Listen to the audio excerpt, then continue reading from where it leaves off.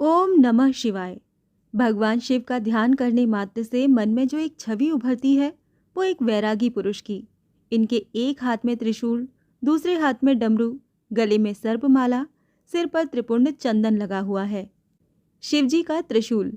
भगवान शिव सर्वश्रेष्ठ सभी प्रकार के अस्त्र शस्त्रों के ज्ञाता हैं, लेकिन पौराणिक कथाओं में इनके दो प्रमुख अस्त्रों का जिक्र आता है, एक धनुष और दूसरा त्रिशूल। भगवान शिव के धनुष के बारे में तो ये कथा है कि इसका आविष्कार स्वयं शिव जी ने किया था, लेकिन त्रिशूल कैसे इनके पास आया, इस विषय में कोई कथा नहीं है। माना जाता है कि सृष्टि के आरंभ में ब्रह्मनाद से जब शिव प्रकट हुए तो साथ ही रज, तम, सत ये तीनों गुण भी प्रकट हुए। यही तीनों गुण शिव जी के तीन शूल यानी त्रिशूल बने। इनके बीच सामंजस्य बनाए बगैर सृष्टि का संचालन कठिन था। इसीलिए शिव ने त्रिशूल रूप में इन तीनों गुणों को अपने हाथों में धारण किया। शिव के हाथों में डमरू। भगवान शिव के हाथों में डमरू आने की कहानी बड़ी ही रोचक है। सृष्टि के आरंभ में जब देवी सरस्वती प्रकट हुई, तब देवी ने अपनी वीणा के स्वर से सृष्टि में ध्वनि को उत्पन्न कर दिया, लेकिन ये ध्वनि सुर और संगीत विहीन थी। उस समय भगवान शिव ने नृत्य करते हुए 14 बार डमरू बजाए और इस ध्वनि से व्याकरण और संगीत के छंद ताल का जन्म हुआ। कहते हैं डमरू ब्रह्म का स्वरूप है, जो दूर से विस्तृत नजर आता है, लेकिन जैसे जैसे ब्रह्म के करीब पहुंचते हैं वो संकुचित हो दूसरे सिरे से मिल जाता है और फिर विशालता की ओर बढ़ता है।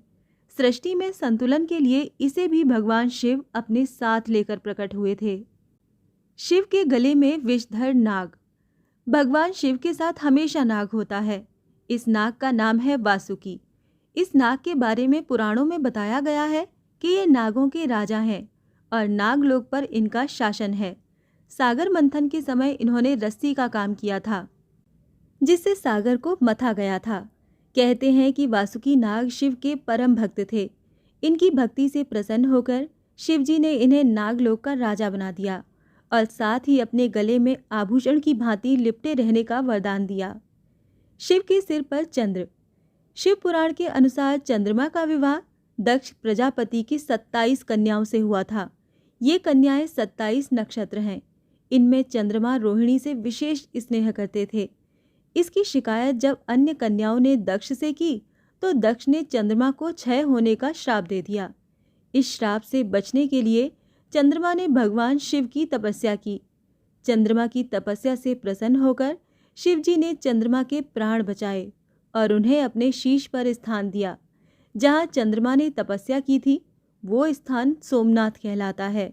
मान्यता है कि दक्ष के श्राप से ही चंद्रमा घटता और बढ़ता रहता है। तो आपको ये जानकारी कैसी लगी, ज़रूर बताइएगा। ओम नमः शिवाय।